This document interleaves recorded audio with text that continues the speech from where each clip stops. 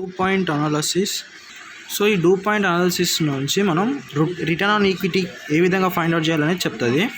So ముఖ్యంగా return on ఈక్విటీని 3 steps verification అలాగే 5 స్టెప్స్ వెరిఫికేషన్ ద్వారా మనం రిటర్న్ ఆన్ ఈక్విటీని ఫైండ్ అవుట్ చేస్తాం ఈ డూ పాయింట్ అనాలిసిస్లో. సో అసలు రిటర్న్ ఆన్ ఈక్విటీ అంటే ఏంది? సో రిటర్న్ ఆన్ ఈక్విటీ అంటే రిటర్న్ ఆన్ ఈక్విటీ మీద మనకి ఎంత రిటర్న్ వస్తుంది, that is formula simple, return divided by equity. దీన్నే మనం రిటర్న్ ఆన్ ఈక్విటీ అని చెప్పొచ్చు ఈజీ వేలా. సో రిటర్న్ అంటే ఏంది? నథింగ్ బట్ ప్రాఫిటే కదా. So net profit or net income, net profit or net income divided by equity అని రాస్తాం అన్నమాట. సో ఈ విధంగా ఈ ఫార్ములాని డెరైవ్ చేయడం జరిగింది.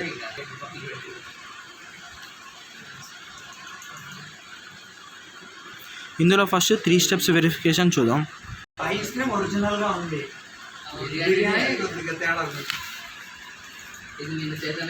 సో ఫస్ట్ది 3 steps verification do point formula చూద్దాం. సో 3 స్టెప్స్ వెరిఫికేషన్, దీంట్లో ఆర్ఓఈని ఏ విధంగా చెప్పొచ్చు అంటే, సో ఆర్ఓఈని ఈ విధంగా రాయొచ్చు అన్నమాట. సో 3 స్టెప్స్ వెరిఫికేషన్ కాబట్టి ఫస్ట్ ఏమొస్తుంది అంటే రిటర్న్ ఆన్ సేల్స్ వస్తుంది. Return on sales. So return on sales formula వచ్చేసి ఏంది? సేల్స్ మీద ఎంత రిటర్న్ అంటే ఏంది? ప్రాఫిటే కదా. So net profit on sales అంటే సేల్స్ మీద వస్తుంది. So divided by sales into ఇప్పుడు ఏం చేయాలంటే దీంట్లో రెండవది అసెట్స్ టర్న్ ఓవర్ చూడాలి. అసెట్స్ టర్న్ ఓవర్ అంటే అసెట్స్ మీద ఎంత వస్తుంది మనకు, అంటే ఎంత లాభం వస్తుందని చూడాలి. అసెట్స్ నుంచి ఎంత రెవెన్యూ జనరేట్ చేస్తున్నామని. సో అసెట్స్ టర్న్ ఓవర్ అంటే సేల్స్ కదా టర్న్ ఓవర్ అంటే. So sales divided by assets మీద ఎంత సేల్స్ జనరేట్ చేస్తున్నామని చూడాలి. నెక్స్ట్ ఇంటూ థర్డ్ వన్ వచ్చేసి ఫైనాన్షియల్ లివరేజ్ అని చెప్తాం. ఫైనాన్షియల్ లివరేజ్ దీని ఏమంటామంటే ఈక్విటీ మల్టిప్లయర్ కూడా అంటారు అనమాట. సో ఈక్విటీ మల్టిప్లయర్ దీని ఫార్ములా వచ్చేసి అసెట్స్ డివైడెడ్ బై ఈక్విటీ అని చెప్పవచ్చు.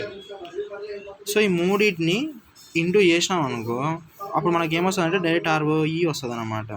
థింగ్ బట్ ఇక్కడ ఏమైపోతుంది అంటే ఈ సేల్స్ క్యాన్సిల్ అవుతాయి, ఈ అసెట్స్ క్యాన్సిల్ అవుతాయి. ఫైనల్గా ఏమొస్తుంది అంటే మనకి ఫస్ట్ వచ్చింది కదా profit, net profit divided by equity, అదే వస్తుంది అనమాట. ఇక్కడ కొన్నిసార్లు వాడు ఏమని అడగవచ్చు అంటే రిటర్న్ ఆన్ అసెట్స్ అడగవచ్చు. అంటే రిటర్న్ ఆన్ అసెట్స్ ఎట్లా వస్తాయంటే రెండింటిని చూడు కంపేర్ చేస్తే, సేల్స్ క్యాన్సిల్ అయితే ఏమొస్తుంది మనకు? Net profit divided by assets, అంటే అసెట్స్ మీద ఎంత రిటర్న్, దీన్ని ఏమంటామంటే ఆర్ఓఏ అని చెప్పొచ్చు, రిటర్న్ ఆన్ అసెట్స్. సో ఇది కూడా మన క్వశ్చన్లో వాడు అడిగేటప్పుడు రిటర్న్ ఆన్ అసెట్స్ అని చెప్తాడు దీని రెండింటి బదులు. అప్పుడు return on assets into equity multiplier లేదా ఫైనాన్షియల్ లివరేజ్ చేస్తే మనకి ఏమొస్తుంది? డైరెక్ట్ ఆర్ఓఈ వస్తుంది అనమాట. అసలు ఈ 3 స్టెప్స్ని ఎట్లా గుర్తుపెట్టుకోవాలంటే నార్మల్గా జనరల్గా చెప్తున్నా గుర్తుపెట్టుకునేటట్టు. ఫస్ట్ ఏంటంటే ఈక్విటీ కొంత పోర్షన్ మనము ఈ ఈక్విటీ ఫస్ట్ మన కంపెనీ ఈక్విటీ జనరేట్ చేసుకుంటాం. ఆ ఈక్విటీ ద్వారా మనం ఏం చేస్తామంటే కావాల్సిన అసెట్స్ని ప్రొక్యూర్మెంట్ చేస్తాం. ఆ అసెట్స్ని పర్చేజ్ చేసిన తర్వాత అసెట్స్ నుంచి ఏం జనరేట్ చేస్తాం? నెంబర్ ఆఫ్ యూనిట్స్ అవుట్పుట్ని జనరేట్ చేస్తాం. అవుట్పుట్ నమ్మితే ఏమొస్తుంది మనకు? సేల్స్ వస్తాయి కదా. సో ఈక్విటీ నుంచి అసెట్స్ వస్తాయి, అసెట్స్ నుంచి సేల్స్ జనరేట్ చేస్తాం, సేల్స్ నుంచి ఏమొస్తుంది మనకు? ప్రాఫిట్ అనేది డిరైవ్ అవుతుంది. సో ఈ విధంగా గుర్తుపెట్టుకోవచ్చు అనమాట. సో దీంతో ఈ 3 స్టెప్స్ వెరిఫికేషన్ ఇంతే అనమాట. మనం గుర్తుపెట్టుకోవాలి, అంటే క్వశ్చన్ చేసేటప్పుడు చూసుకోవాలి. దీంట్లో వాడు కొన్నిసార్లు ఏమడుగుతాడంటే return on sales assets turnover బదులు డైరెక్ట్ రిటర్న్ ఆన్ అసెట్స్ ఇస్తాడు. రిటర్న్ ఆన్ అసెట్స్ ఇచ్చినప్పుడు ఏం చేయాలి? Return on assets into financial leverage చేస్తే డైరెక్ట్ ఆర్ఓఈ వస్తుంది అనమాట. సో ఈ విధంగా మనం కొంచెం గుర్తుపెట్టుకుంటే 3 స్టెప్స్ వెరిఫికేషన్ అడిగితే కానీ ఈజీగా చేసేయచ్చు. నెక్స్ట్ 5 స్టెప్స్ వెరిఫికేషన్ చూద్దాం. 5 స్టెప్స్ వెరిఫికేషన్.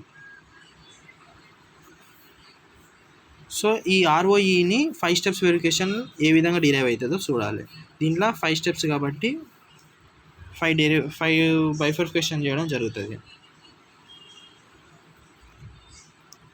5 స్టెప్స్ వెరిఫికేషన్లో కూడా మనం ఏం అనుకుంటాం? ఆర్ఓఏ ఫైండ్ అవుట్ చేస్తాం. కాకపోతే 5 స్టెప్స్లో ఈ విధంగా ఆర్ఓఏ అంటే net profit divided by equity. ఇదే అనమాట.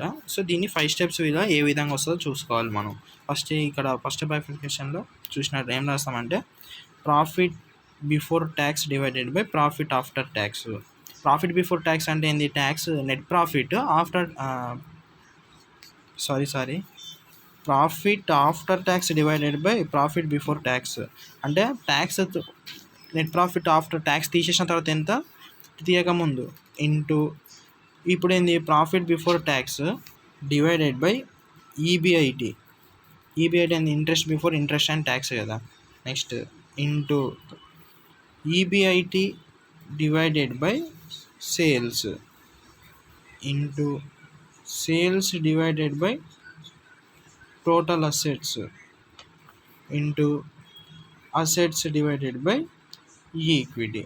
సో ఇక్కడ 5 స్టెప్స్లో మనం ఏం చూస్తామంటే ఫస్ట్ ఏం చేస్తాము, ఈక్విటీ పోర్షన్ తీసుకొస్తాం. ఈక్విటీ తీసుకొచ్చి ఈక్విటీ నుంచి అసెట్స్ని పర్చేస్ చేస్తాం. నెక్స్ట్ ఆ అసెట్స్ నుంచి ఏం జనరేట్ చేస్తామంటే సేల్స్ జనరేట్ చేస్తాం, అంటే బై ప్రొడక్షన్ ద్వారా. సో సేల్స్ జనరేట్ చేసిన తర్వాత సేల్స్ నుంచి ఏమొస్తుంది మనకు ఆపరేటింగ్ ఇన్కమ్ వస్తుంది. ఈబిఐటీ అంటే ఏంది? Operating income. సో ఈ ఆపరేటింగ్ ఇన్కమ్ అంటే ఏంది? Before tax. ఈ ఆపరేటింగ్ ఇన్కమ్ నుంచి ఇంట్రెస్ట్ పోర్షన్ ఉంది ఐ అనే పోర్షన్ ఇంట్రెస్ట్ని తీసేస్తాం, అంటే ఇంట్రెస్ట్ బర్డన్ ఎగిరిపోతుంది. ఎగిరిపోతే ఏమొస్తుంది మనకు? ప్రాఫిట్ బిఫోర్ ట్యాక్స్ వస్తుంది. ప్రాఫిట్ బిఫోర్ ట్యాక్స్ నుంచి ట్యాక్స్ తీసేసినాం అనుకో, ఇక్కడ ట్యాక్స్ తీసేస్తాం. ట్యాక్స్ అనేది పోర్షన్ తీసేసినాం అనుకో, అప్పుడు ఏమొస్తుంది? ప్రాఫిట్ ఆఫ్టర్ ట్యాక్స్ వస్తుంది. ప్రాఫిట్ ఆఫ్టర్ ట్యాక్స్ అంటే ఏంది? నెట్ ప్రాఫిట్ కాబట్టి. సో ఫైనల్గా ఈ 5 బైఫర్కేషన్ మల్టిపుల్ చేస్తే మనకి ఏమొస్తుంది అంటే ఆర్ఓఈ వస్తుంది అనమాట. ROE equal to profit after tax divided by equity అవుతుంది. ఏ విధంగా అవుతుంది? ఇది ఈ ప్రాఫిట్ బిఫోర్ ట్యాక్స్ ఇది క్యాన్సిల్ అవుతుంది, ఈ ఈబిఐటీ క్యాన్సిల్ అవుతుంది, సేల్స్ అసెట్స్ క్యాన్సిల్ అవుతుంది. లాస్ట్ మనకి ఏం మిగులుతుంది? Profit after tax divided by equity portion మిగులుతుంది. ఈ విధంగా వస్తుంది అన్నమాట. వీటికి నేమ్స్ చూసినట్టయితే దీనికి ఏమైంది? ఇక్కడ మనకి ఏం పోయింది? ట్యాక్స్ పోయింది. అంటే ఇక్కడ ఏముంది మనకు? ట్యాక్స్ బర్డెన్ ఉంది. సో ట్యాక్స్ బర్డెన్ అని చెప్తాం దీన్ని. పిఏటి డివైడెడ్ బై పీబీటీని ట్యాక్స్ బర్డెన్ అని చెప్తాం. ఇంటూ ఇక్కడ ఏముంది? ఇంట్రెస్ట్ ఉంది కదా. సో ఇంట్రెస్ట్ ఉన్నందుకు దీన్ని ఏమంటామంటే ఇంట్రెస్ట్ బర్డెన్ అని చెప్తాం. So into interest burden. Next into ఇక్కడ సేల్స్ మీద ఎంత ప్రాఫిట్ వస్తుందో అంటే ఈబిఐటీ అంటే ఏంది? ఆపరేటింగ్ ప్రాఫిట్ కదా. So operating